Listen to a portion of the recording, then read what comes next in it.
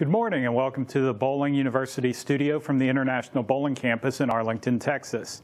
I'm Gerald Morrow and I'll be your host for this edition of the Bowling University Tuesday Morning Profit Break. Thank you for joining us. The Tuesday Morning Profit Break is an opportunity for sharing insights on how to grow revenue, reduce cost, enrich yourself, your team, and your business. Welcome to our new viewers and welcome back to those of you joining us again. Thank you for taking a few minutes out of your busy day. We have another great show ready to share with you, so grab your coffee or your favorite morning beverage and let's get started improving your profitability. Today, Bart Berger is back with us for our second segment on talent acquisition. He's going to spend some time today talking about, if not the most important pressing issue, certainly one of the top issues facing all of us today, and that's staffing. As we're on the road to recovery, there is no shortage of help wanted signs in all of our communities. Bart, thanks for joining us today. And so we talked a little bit in episode 1 to get started on this whole talent acquisition and attract. So where do we go from there? Yeah, thanks, Joe. Good morning. Great to be with you. Good morning, everybody. Welcome back to our second of our three-part series on this topic of talent acquisition. It is absolutely the number one issue facing us as all small business operators, but especially those of us in the bowling industry, the out-of-home entertainment industry there. So let's get started talking about the next layer in this pyramid that we talked about. So last week, or in our first episode, we laid the foundation with the idea of attract. Remember, if we're going to change our behavior, we need to act. We're going to attract, choose, train, and retain. We spent our last episode really laying the foundation of the why we're in the current position that we are. So if you haven't seen the first episode, I'd encourage you to go back, take a look at that, because it really lays the foundation of the why. And we also, remember, we wanted to start thinking like a marketer, right? We want to be as aggressive about finding a pool of candidates to talk to as we are about building our business that we do every day there. And real quick, before we get started with the choose, I just want to share with you that I did get an outreach, a call from one of our member centers that actually is in the process of building a new location. And they, like many of you, were struggling on how to find team members for this new build.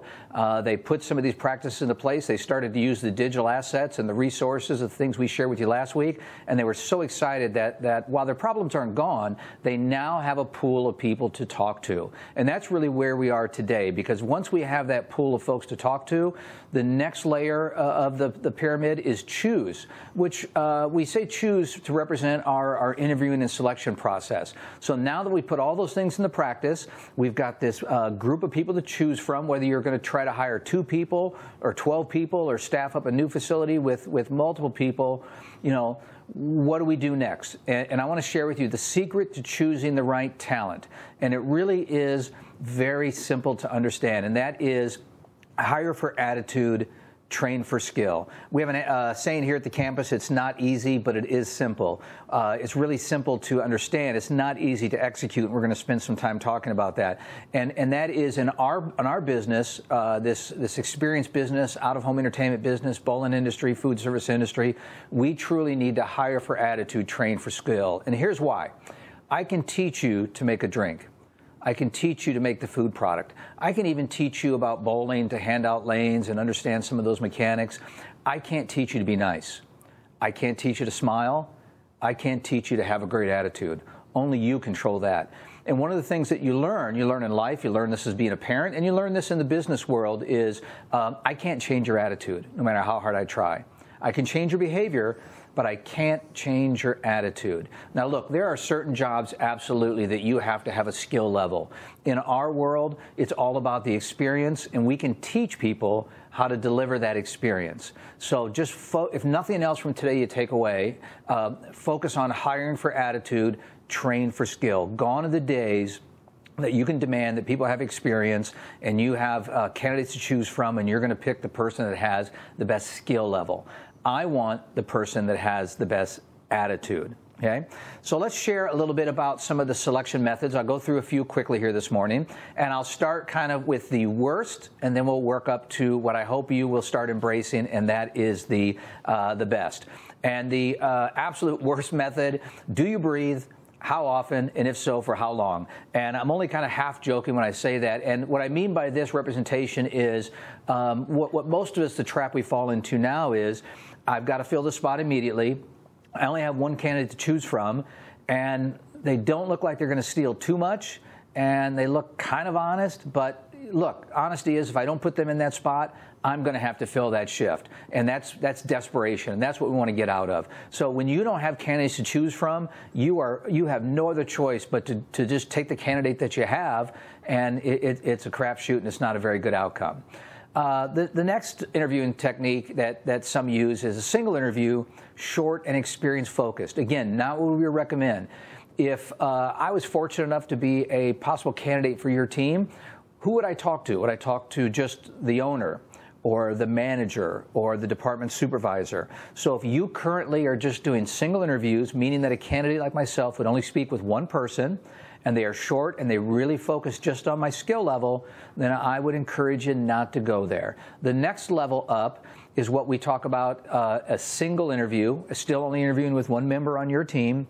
But now instead of focusing on the skill, we're getting into the behaviors. It's a behavioral interview, starting to focus on that attitude, wanting to know about you and what makes you tick and what things you enjoy and how you would respond in certain situations.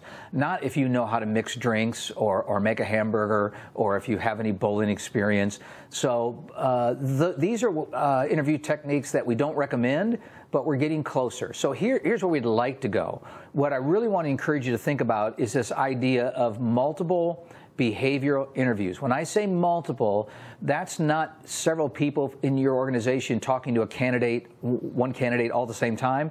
That's a tribunal, and it's not very fun. You don't want to do that.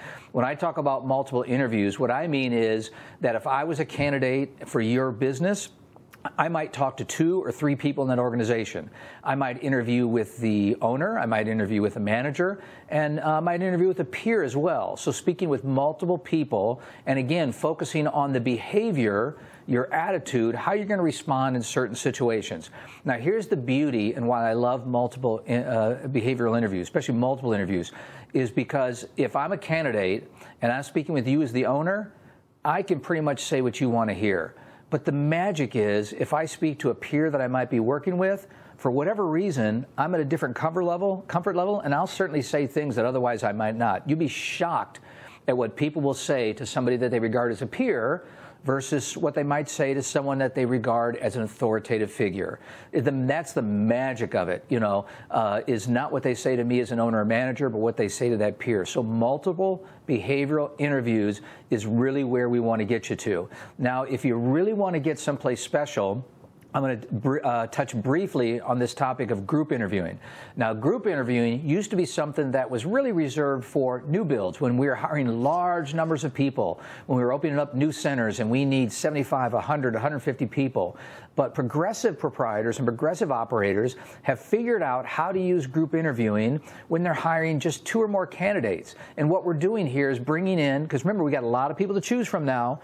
We put what we've learned in this attract to work, and we're attracting we are the employer of choice. And let's say, for example, that you want to hire 6 people for open various positions, and you have 12 candidates to choose from. I'm going to bring in all 12 at the same time for a group interview, and it's magic, and here's the dynamics. And I'll go over a couple of things with you quickly here. You know, the pre-screens allow me to weed out the total mismatch. So let's say that of my 12 candidate examples, 10 of them meet my initial criteria, and 2 I just weed out. The length of this group interview really gives us some depth of information. We've got multiple managers and peers that gives increased input. We've got real-life situations that are behavioral, both in a formal and an informal setting. And we've got some resources for you in the online course and also on the website that can be role plays, it can be certain situations. And the team that are conducting the interviews, we can really review the following with no guesswork at all.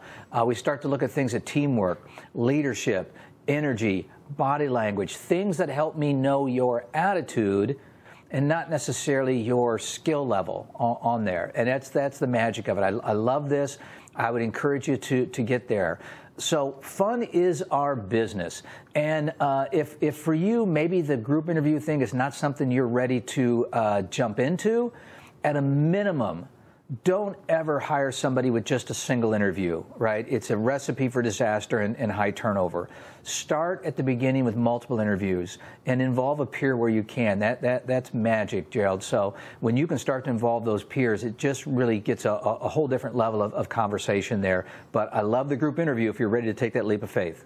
Awesome. Yeah, that group interview definitely seems like the way to go.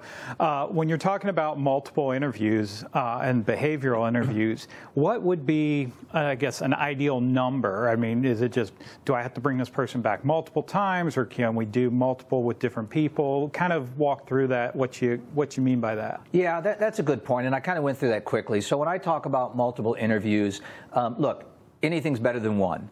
And I would like to do them all at the same time because there are a lot of people out in the market. It's very competitive. A lot of people hiring, as we know. So you don't want to wait.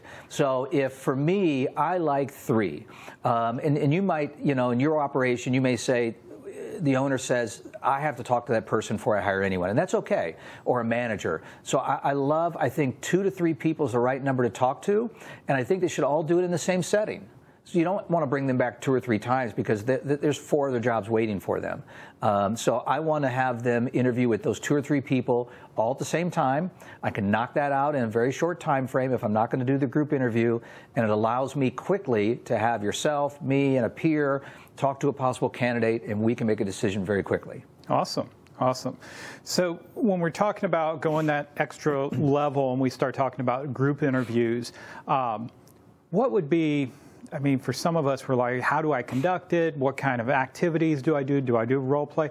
What would be if you said, hey, this is the one that is my go-to for a group interview? What would be that exercise? Yeah, that's an easy one for me because there's one that I love. But before I answer that, let me tell you that again, there are a lot of great resources on the online course that I know you'll mention, that we provide some role play scenarios for you, some different things. I've even heard of people that the kids today doing videos of their role play, which is cool. But for me, I'm old school. I can absolutely tell your attitude in 20 to 30 minutes watching you bowl. All I need to do is take those 8 or 10 people, put them, we sell fun.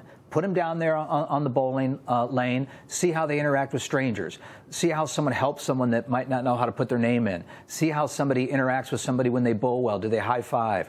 Or are they sitting off in the corner by themselves and standoffish? Doesn't make them a bad person. They could be a wonderful person, but they're probably not the right person for my team. They don't have the attitude that I want because fun is our business. So while I don't want to lessen the importance of talking to them, for me, I absolutely know whether or not I want to hire somebody watching them bowl with a group for 20 minutes.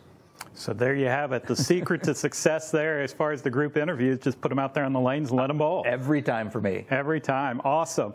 Well, we appreciate you being here today, Bart, and sharing that with us on this road to recovery.